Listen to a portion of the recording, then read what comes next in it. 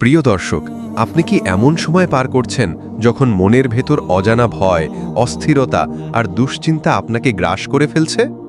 তাহলে এই ভিডিওটি শুধু আপনার জন্য।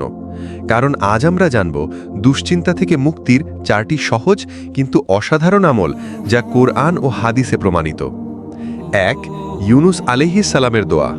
কষ্টের সময় ইউনুস আলাইহিস সালাম বলেছিলেন, লা ইলাহা ইল্লা আনতা সুবহানাকা ইন্নী কুনতু মিনাজ জালিমিন।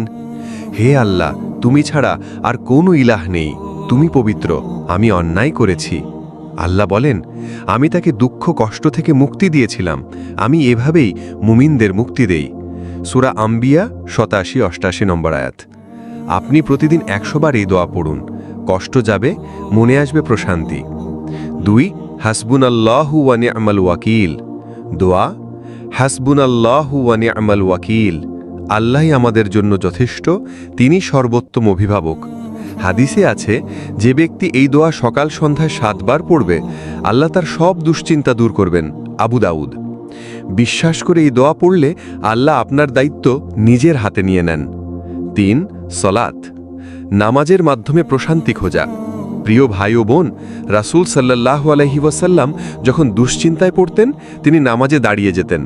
কারণ নামাজ হলো সেই জায়গা যেখানে বান্দা নিজের কষ্ট আল্লাহকে বলার সুযোগ পায়। নিশ্চয়ই সালাত বা নামাজ মানুষকে অশান্তি ও মন্দ কাজ থেকে দূরে রাখে। সূরা আনকাবুত 45 নম্বর আয়াত।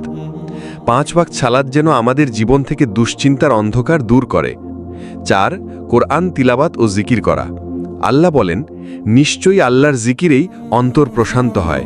সূরা রাদ 28 নম্বর আয়াত। প্রতিদিন অন্তত 5 থেকে 10 মিনিট কোরআন তিলাওয়াত করুন। সকালে ও সন্ধ্যায় জিকির করুন, সুবহানাল্লাহ, আলহামদুলিল্লাহ, আল্লাহু আকবার, লা ইলাহা ইল্লাল্লাহ।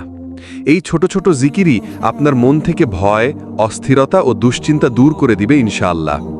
দুশ্চিন্তা জীবনকে ধ্বংস করে দেয়, কিন্তু আল্লাহর জিকির জীবনকে গড়ে তোলে। আপনি যত দুশ্চিন্তায় থাকুন না কেন, আল্লাহর কাছে ফিরে আসলেই মিলবে মুক্তি। আজ থেকে প্রতিদিন এই আমলগুলো করুন, দেখবেন রাতের অন্ধকার কেটে যাবে আর আপনার জীবনে উদিত হবে শান্তির আলো।